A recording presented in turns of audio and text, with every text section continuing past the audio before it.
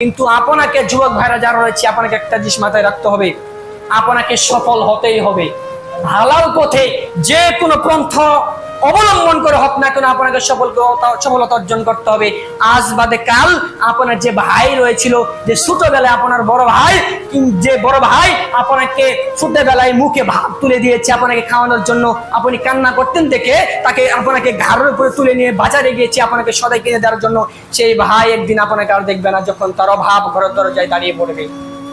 সম্মানিত উপস্থিতি, যে অবস্থায় থাকেন না কেন আপনাকে সফলতা অর্জন করতে হবে। এবং একটা জিনিস ভালো করে মনে রাখবেন, যে কথা যেভাবে বলুক, যে কথা যেভাবেই বলুক, যেইভাবে লাঞ্ছনা করুক না কেন, একটা জিনিস আপনাকে মাথায় রাখতে হবে, যেভাবে যে বলুক না কেন তার প্রতিবাদ এখন আমি করব না। আল্লাহ তাআলার কাছে তাহাজ্জুদের নামাজে চোখের পানি ছেড়ে দিয়ে আল্লাহর কাছে বিচার দেব, এবং কি ভবিষ্যতে যদি কোনোদিন সফলতা অর্জন করতে পারি তার উপযুক্ত জবাব আমি দিয়ে দেবো ইনশাআল্লাহ।